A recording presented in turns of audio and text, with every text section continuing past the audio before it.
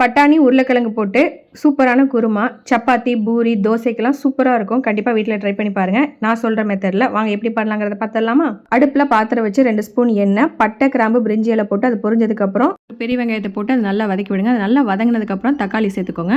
தக்காளி வெங்காயம் நல்லா மசிச்சு வதங்கணும். அதுக்கப்புறம் பட்டாணி உருளைக்கிழங்கு வந்து சேர்த்துக்கோங்க. நான் குக்கரில் பண்ணுறதுனால உருளைக்கிழங்கையும் பட்டாணியும் வேக வைக்கல. நீங்கள் ஓப்பன் பாட்டில் பண்ணுற மாதிரி இருந்ததுன்னா பட்டாணியும் உருளைக்கிழங்கையும் வேக வச்சு போட்டுக்கோங்க. இது சைடில் வதங்கிட்டு இருக்கட்டும். அரப்புக்கு வந்து பார்த்தீங்கன்னா ஒரு கையளவு தேங்காய், பூண்டு, இஞ்சி, முந்திரி. இந்த குருமாக்கு பச்சை மிளகாய் காரம் மட்டும் தான், அதனால தேவைக்கேற்ப வந்து போட்டுக்கோங்க. 2 ஏலக்காய், 1 ஸ்பூன் சோம்பு, 1/4 ஸ்பூன் வந்து கசகசா வந்து சேர்த்து நல்லா அரைச்சி அதை வந்து சேர்த்துக்கோங்க. 1/4 ஸ்பூன் மஞ்சத்தூள் போட்டு நல்லா கிண்டி விட்டுட்டு, இந்த குருமா வந்து தண்ணியாக இருந்தால் நல்லா இருக்காது, கட்டியாக இருந்தால் தான் நல்லாயிருக்கும். அதனால தண்ணி வந்து கம்மியாகவே ஊற்றிக்கோங்க. நான் வந்து 2 டம்ளர் வந்து தண்ணி வந்து ஊற்றிக்கிட்டேன். இதை வந்து 4 விசில் விட்டு இறக்கிருங்க. அவ்வளோதாங்க, ஒரு சூப்பரான குருமா வந்து ரெடி ஆயிரும். லாஸ்ட்டாக வந்து இந்த குருமாவில் வந்து கொத்தமல்லியும் கருவேப்பிலையும் சேர்த்துக்கிட்டிங்கன்னா இன்னும் நல்லா வாசமாக செம்மையாக இருக்கும்.